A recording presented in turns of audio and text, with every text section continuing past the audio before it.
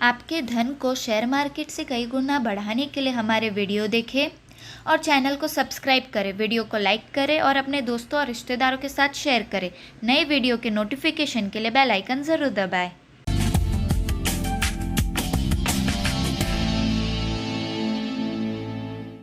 नमस्कार, F&O की पाठशाला में आप सभी का स्वागत है। यहाँ आपको मिलेंगे वायदा बाजार से रिलेटेड हर मुश्किल सवाल के जवाब। मैं हूं मानसी दवे और मेरे साथ जुड़े हैं जी बिजनेस के managing editor Anil Singhvi. Anil ji, trade पर लक्ष्य क्या रखना चाहिए?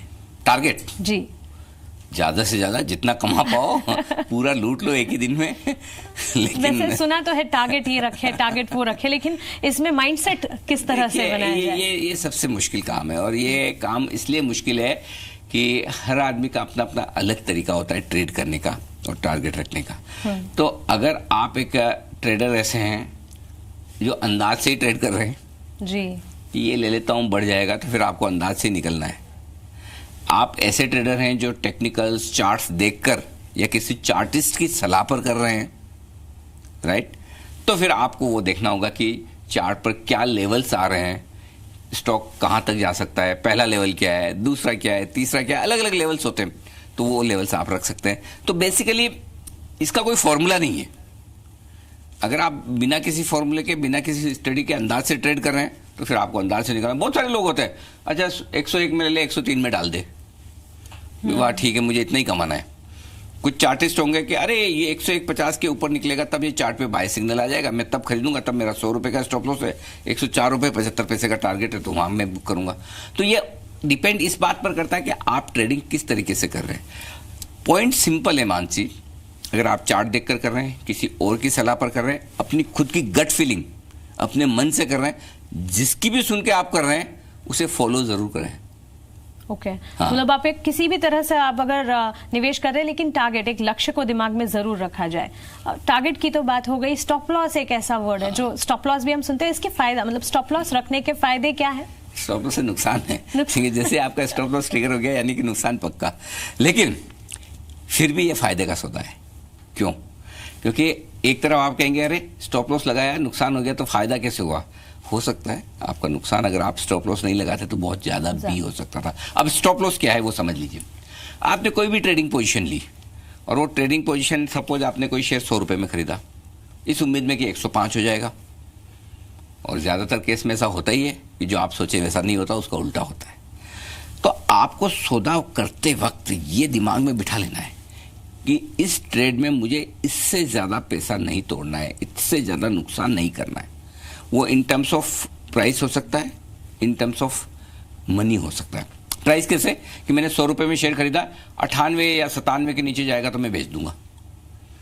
इन टर्म्स ऑफ मनी हो सकता है कि भाई मुझे इस एक ट्रेड में 25,000, 50,000 या लाख रुपए से ज्यादा का या 5,000 रुपए से ज्यादा का नुकसान नहीं करना है। जो भी आपका अमाउंट हो वो आप डिसाइड कर लीजिए, और उस प्राइस के नीचे जाए तो सिस्टम में एक फैसिलिटी है स्टॉप लॉस डालने की। ओके, यानी कि आप कोई भी ट्रेड करें, एक आप ऑर्डर पंच कर सकते हैं कि अगर ये शेयर 98 रुपए पर ट्रेड हो जाए या इसके नीचे ट्रेड होने लगे तो मेरा स्टॉक बिक जाए। तो स्टॉप लॉस से ये फायदा है, एक तो ये कि आपको पता है कि मेरा नुकसान इतना ही होना है। दूसरा, एक कभी बार क्या होता है कि अचानक से शेयर बहुत गिर जाता है, बहुत बढ़ जाता है, तो आपकी जो पोजीशन है उस पोजीशन के विपरीत अगर शेयर चलने लगे तो आपका नुकसान लिमिटेड हो। तो आपको ट्रेड करना आए या ना आए मानसी, वो इंपॉर्टेंट नहीं है। इंपॉर्टेंट सबसे ज्यादा वायदा कारोबार के ट्रेडर्स के लिए है आपको स्टॉप लॉस लगाना और उसे डिसिप्लिन से फॉलो करना, ये पहले सीखना चाहिए। अच्छा, तो ये कह सकते हैं रिस्क लेना सही है, लेकिन जितना रिस्क हम लेना चाहते हैं वो स्टॉप लॉस और टारगेट से डिराइव होना चाहिए कि आपको कितनी रिस्क लेनी है, ये पहले पता कर लीजिए हर एक ट्रेड में, और उस ट्रेड में फिर उतना आपको डिसिप्लिन से लगाना है। क्योंकि क्या होता है मैं बताऊं आपको, अगर एक आपने सोचा कि 100 का 98 हो जाएगा तो मैं स्टॉप लॉस लगा लूंगा, लेकिन सिस्टम में डालते नहीं है, आएगा तब देखूंगा ना, फिर आपको देखता थोड़ी देर और इंतजार करूं, पता चला वो 98 से 96 हो गया, 95 हो गया, फिर धीरे धीरे जब वो लॉस बढ़ने लगता है ना तो ट्रेडर क्या सोचता है, अरे वापस ऊपर आएगा, कभी तो आएगा। वो फिर 100 वाला 90 वाला 85 वाला 80 का हो जाता, पता नहीं चलता। तो जो काम आपका 2 रुपए के नुकसान में हो सकता था, अगर आपने सिस्टम में स्टॉप लॉस डाल दिया होता, उसकी जगह 20 रुपए भरने पड़ते हैं। जी। और तब वो जो नुकसान होता है बहुत भारी भरकम होता है। जैसे कि आपने बताया 100 का 98 हो जाएगा, तब मैं स्टॉप लॉस डालने के बारे में सोचूंगा। अगर मैं लंबी अवधि के लिए निवेश करने की सोच रही हूँ कि चलिए मैं अभी ऑन अ लॉन्ग टर्म 1 या 2 दिन के लिए नहीं, ऐसा ट्रेड, निवेश नहीं, ट्रेड अगर मैं ट्रेड करने के लिए F&O है तो हम सिर्फ ट्रेड करेंगे। तो अगर मैं ट्रेड करने के बारे में सोच रही हूँ तो किस लेवल पर मुझे स्टॉप लॉस लगाने के बारे में सोचना है? तुरंत ही लगा लेना चाहिए स्टॉप लॉस? हाँ, मैं भी बोल रहा हूँ स्टॉप लॉस तो पहले डालना चाहिए, बाद में ट्रेड करना चाहिए। कई बार तो लोग ऐसा बोलते हैं। स्टॉप लॉस क्यों लगाना चाहिए? देखिए, और एक और चीज इसमें ये भी मान से समझने वाली कि दिन के दौरान तो आपको पता है कि आपने ये स्टॉप लॉस डाल दिया करें। कई बार क्या होता है कि आप जब ओवरनाइट पोजीशन रखते हैं, अगले दिन के लिए ले जाते हैं, तो किसी दिन बड़ा गैप से ऊपर या नीचे स्टॉक खुल सकता है या इंडेक्स खुल सकता है और आपको अचानक से जितना आपने सोचा उससे ज़्यादा नुकसान भी हो सकता है। तो वायदा कारोबार की रिस्क यही है। कई बार आप सोचते हो कि ठीक है मैंने 2% का स्टॉप लॉस दिमाग में रखा हुआ है, लेकिन नेक्स्ट डे अचानक से बहुत ही ऊपर नीचे खुल गया और वो ट्रिगर नहीं हुआ तो ज़्यादा नुकसान भी हो सकता है। तो स्टॉप लॉस कितना रखना चाहिए ये हर एक इंडिविजुअल पे डिपेंड करता है जी, कि आपने क्या सोचकर ट्रेडिंग पोजीशन बनाई है, क्या सोचकर आप उस स्टॉक में पोजीशन होल्ड करना चाहते हैं, कितना टारगेट रखना चाहते हैं, कितना स्टॉप लॉस रखना चाहते हैं।